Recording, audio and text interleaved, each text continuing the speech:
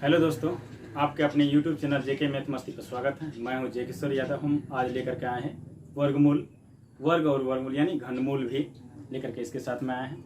आज हम आप लोग को वर्गमूल और घनमूल बताएंगे। सबसे पहले मैं आपको कह दें, अगर आप मेरे चैनल पर अगर पहली बार आएँ तो सब्सक्राइब करके बेल आइकन दबाएं, ताकि आपको अगर हम वीडियो कोई भी डालेंगे तो सबसे पहले आपको नोटिफिकेशन आएगा। और नोटिफिकेशन में हमेशा रखिए, ताकि कोई भी वीडियो डालेंगे तो सबसे पहले आपको नोटिफिकेशन जाएगा। तो चलिए हम आज वर्गमूल और घनमूल में कुछ बातें याद करते हैं। वर्गमूल और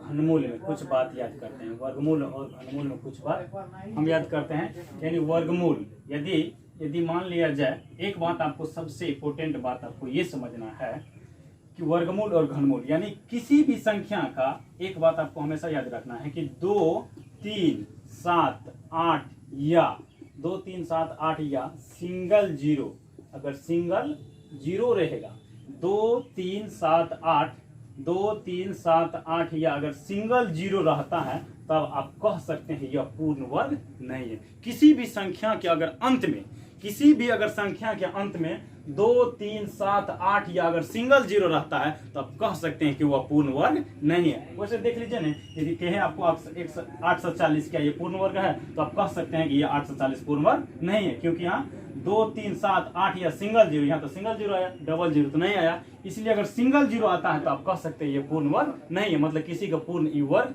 नहीं हुआ है। आप ऐसे अगर डबल जीरो रहता है, जैसे 100 यानी 1 पर डबल जीरो, तो ये कह सकते हैं पूर्ण वर्ग, यानी ये कह सकते हैं कि ये 10 का वर्ग हुआ है, इसीलिए तो 100 हुआ।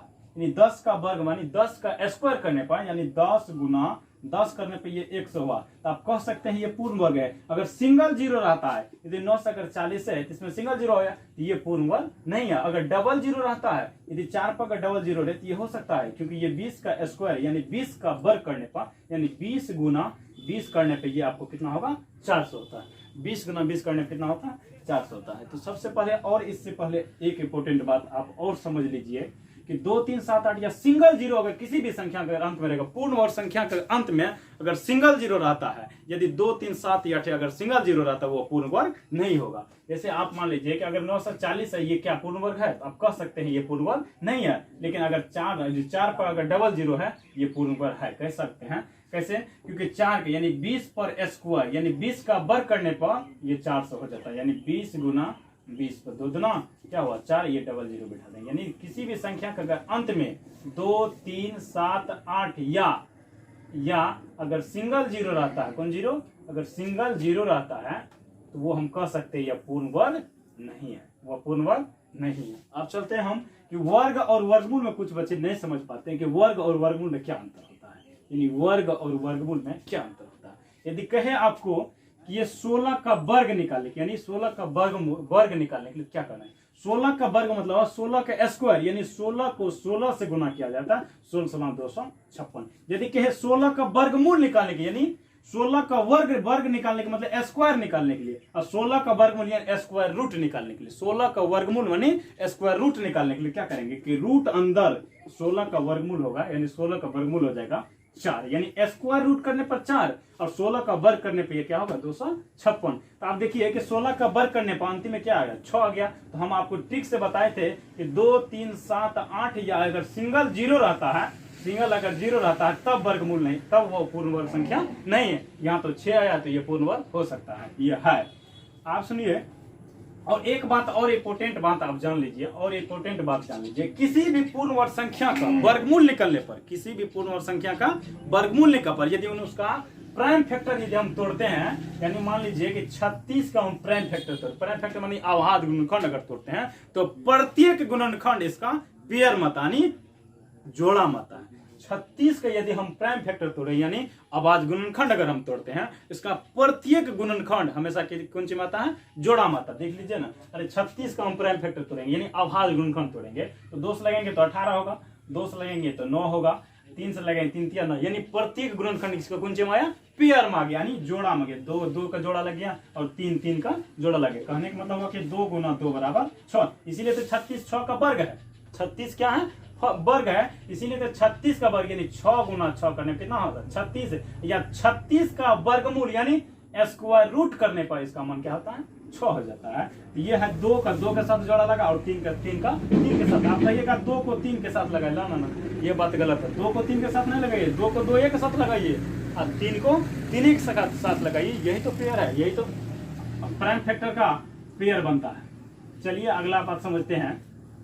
एक बात और इंपॉर्टेंट बात समझ लीजिए, एक बात और, किसी भी पूर्ण संख्या, यदि किसी भी पूर्ण संख्या का वर्गमूल निकलने पर, किसी भी पूर्ण संख्या का वर्गमूल निकलने पर उसका जो वर्गमूल निकले यानी स्क्वायर रूट जो निकलेगा वो होगा R1 या 1 से कुछ ज्यादा। यदि मान लीजिए आपको कहे कि 2 अंक की संख्या, कितना अंक की 2 अंक की संख्या का आप वर्गमूल निकालिए, यानी 36 का आप वर्गमूल निकालिए, तो इसका जो वर्गमूल होगा ना, ये तो कितने अंक में 2 अंक में, तो 2 अंक मतलब जितना अंक होगा उसमें आप 2 से डिवाइड यानी 2 से भाग कर दीजिए, तो उतना अंक में उसका आंसर निकलेगा। कहने का मतलब 36 तो 2 अंक है, तो 2 में 2 से भाग दे देंगे, कितना अंक हुआ 1 अंक हुआ, यानी 36 का जो वर्गमूल निकलेगा ना यानी स्क्वायर रूट निकलेगा तो वो 1 अंक में आएगा। तो 36 का तो वर्गमूल 6 आता है, तो ऐसा नहीं कि 1 दे देंगे ना, ये गलत है।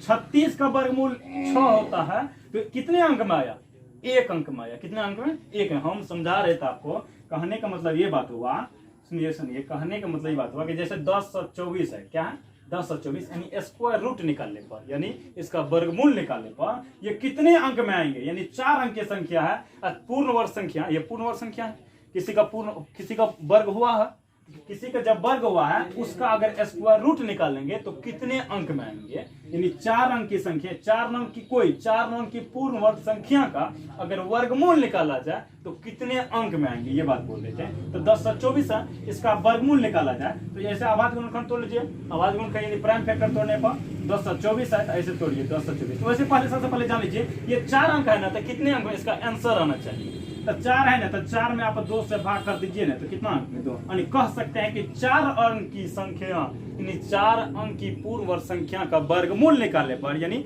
स्क्वायर रूट निकालने पर वो कितने अंक में आंसर आएंगे, तो आप कह सकते हैं कितना अंक में 2 अंक। अगर आपसे कोई पूछे कि 9 अंक की पूर्ण वर्ग संख्या का अगर वर्गमूल निकाला जाए तो कितने अंक में आएंगे, तो 9 में 2 से भाग दे देंगे, कितना हुआ 4.5 हुआ, तो ये क्या, इसको हम पूर्णांक में ले लेंगे, ये तो भिन्न में है अभी, तो पूर्णांक में ले लेंगे, तो 4.5 है तो 5 अंक में आएंगे, कितने अंक में आएंगे 5 अंक में। अगर आपको कहे कि 2 अंक की संख्या का वर्गमूल निकाला जाए यानी 2 अंक पूर्ण वर्ग संख्या का अगर वर्गमूल निकाला जाए तो कितने अंक में आएंगे, तो आप कह सकते हैं कितने अंक में 2 का था 1 अंक में आएंगे, यानी 64 है, क्या है 64 है, सॉरी ये 64 है। 64 का अगर वर्गमूल निकाला जाए यानी स्क्वायर रूट निकाला जाए तो कितने अंक में आएंगे, तो आप कह सकते हैं ये तो 2 अंक है, 64 कितना अंक है 2 अंक है, तो 2 में 2 से भाग कर दीजिए, कितना अंक में आएंगे 1 अंक में, यानी 64 का तो वर्गमूल आप जानते हैं 8 होता है। प्राइम फैक्टर तोड़ने पर आपको पहले भी बताएं कि प्राइम फैक्टर तोड़ने यानी अभाज्य गुणनखंड तोड़ने पर प्रत्येक गुणनखंड इसका कौन सी मात्रा है पेयर मात्रा। एक क्वेश्चन आपसे पूछे, एक क्वेश्चन आप कहिए कि 14 अंक की संख्या, सुनिए 14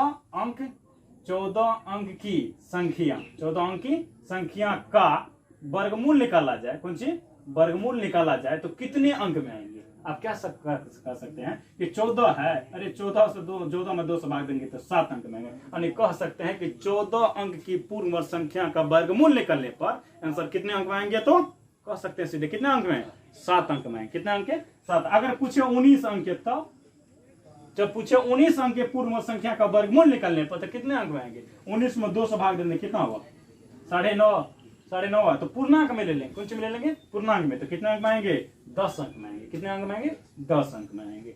चलिए दोस्तों हम आगे बढ़ते, कुछ एक सवाल आपको कमेंट में बताना है। यदि आपको 23 अंक की संख्या, 23 कहते हैं 23 भारी नहीं है, 23 में हम 2 से भाग दे देंगे तो कितना हुआ 11.5, आप पूर्णांक में ले लेंगे तो पूर्णांक कुछ आगे जाएंगे तो पूर्णांक में लेंगे तो यानी 12, यानी 23 अंक की पूर्ण संख्या का वर्गमूल निकलने पर कितने अंक में आएंगे, तो कितने अंक में आएंगे 12 अंक में आएंगे। कितने अंक में आएंगे 12 अंक में आएंगे। चलिए दोस्तों आज इतना ही रहने देते हैं, आज की क्लास इतना ही, आपको हम मिलते हैं अगले वीडियो में। Best your luck.